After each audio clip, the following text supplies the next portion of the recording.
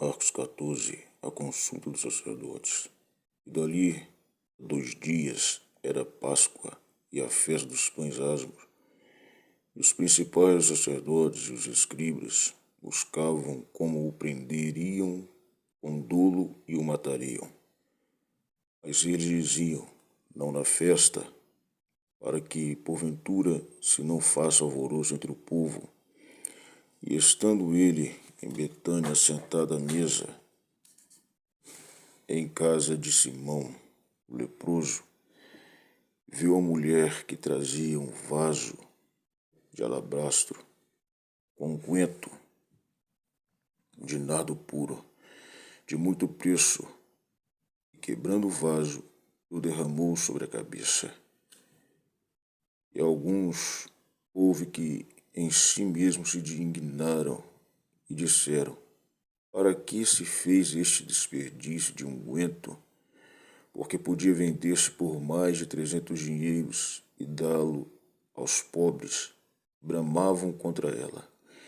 Jesus, porém, disse, deixai-a, deixa-a para que a molestais?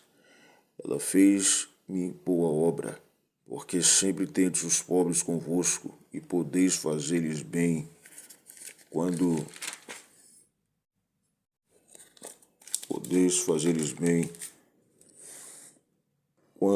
quiserdes, mas a mim nem sempre me tendes. Ela fez o que podia, antecipou-se a ungir o meu corpo para a sepultura. Em verdade vos digo que em todas as partes do mundo onde este evangelho for pregado, também o que ela fez será contado para sua memória.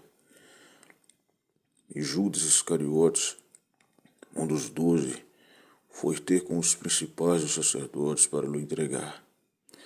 E eles, ouvindo, alegraram-se e prometeram dar-lhe dinheiro e buscava como o entregaria em ocasião oportuna. E no primeiro dia da festa dos pães asmos, quando sacrificavam a Páscoa, disseram-lhe os discípulos, aonde que quereis que vamos fazer os preparativos para comer a Páscoa? E enviou 2 dos seus discípulos e disse-lhes, ide à cidade, e um homem que leva um cântaro de água vos encontrará, segue-o. E onde quer que entrar, dizei ao senhor da casa, o mestre diz, onde está o aposento em que hei de comer a Páscoa com os meus discípulos, e ele vos mostrará um grande cenáculo mobiliado e preparai-o ali. E saindo os seus discípulos foram à cidade e acharam como lhes tinha dito, e prepararam a Páscoa. E chegada a tarde foi com os 12, quando estavam assentados a comer, disse Jesus, em verdade vos digo que um de vós que comigo come há de me trair. E eles começaram a entristecer-se e dizer-lhe um após o outro, porventura sou eu, Senhor? E o outro, porventura sou eu, Senhor? Mas ele respondendo disse-lhes, é um dos 12 que mete comigo a mão no prato. Na verdade, o Filho do Homem vai como dele está escrito, mas ai daquele homem por quem o Filho do Homem é traído. Bom seria para o tal homem não haver nascido. E comendo eles, tomou Jesus pão e abençoando-o, partiu e deu-lhe. E disse, tomai e comei, isto é o meu corpo. E tomando o cálice e dando graças, deu-lhe, e todos beberam dele. E disse-lhes, isto é o meu sangue. Isto é o meu sangue.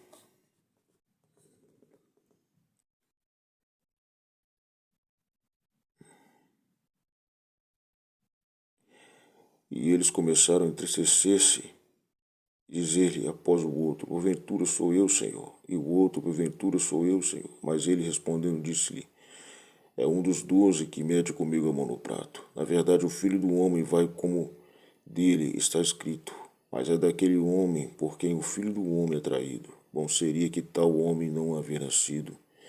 E tomando o cálice e dando graças, deu-lhe todos e beberam. E disse: isto é o meu sangue, sangue do Novo Testamento, que por muitos é derramado. Em verdade vos digo que não beberia mais do fruto da vide até aquele dia em que o beber novo, o reino de Deus.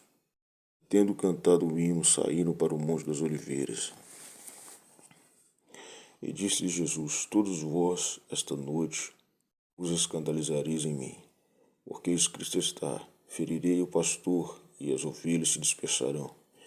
Mas depois que eu houver ressuscitado, irei adiante de vós para a Galiléia. Disse-lhes Pedro: ainda que todos se escandalizem, nunca porém eu. E disse-lhe Jesus: em verdade te digo que hoje, nesta noite, antes que o galo cante 2 vezes, 3 vezes me negarás. Mas ele disse com mais veemência: ainda que me seja necessário morrer contigo, de modo nenhum te negarei. E da mesma maneira diziam todos também. E foram a um lugar chamado Getsêmani, e disse aos seus discípulos: assentai-vos aqui, enquanto eu oro.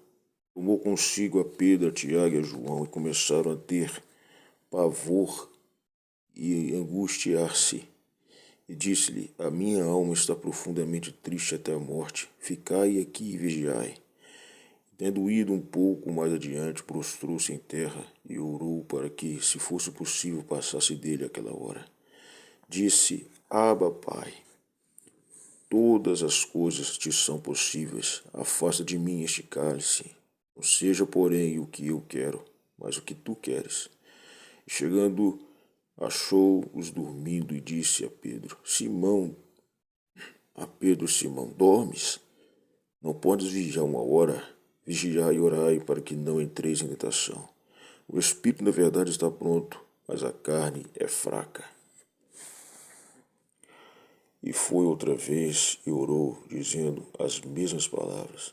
E voltando, achou outra vez dormindo, porque os seus olhos estavam carregados, e não sabiam o que responder-lhe. E voltou a terceira vez e disse-lhes: dormi agora e descansai. Basta, é chegada a hora, eis que o Filho do Homem vai ser entregue nas mãos dos pecadores. Levantai-vos, vamos, eis que está perto o que me trai. E logo falando ele ainda, veio Judas, que era um dos 12, da parte dos principais dos sacerdotes e dos escribas e dos anciões, e com ele uma grande multidão, com espada e porretes.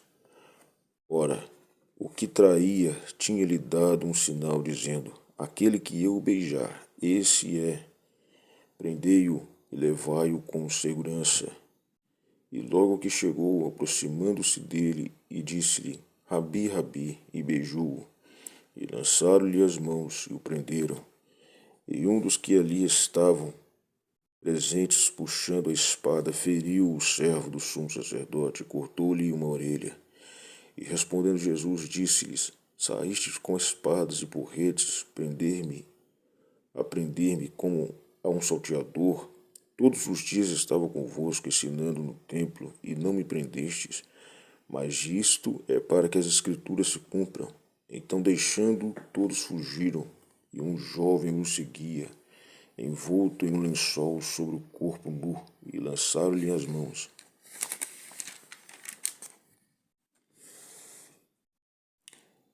Mas ele, largando o lençol, fugiu nu. E levaram Jesus ao sumo sacerdote, e ajuntaram-se todos os principais sacerdotes, anciões e os escribas. E Pedro seguiu de longe até dentro do pátio do sumo sacerdote, e estava sentado com os servidores, enquanto aquentando-se ao lume.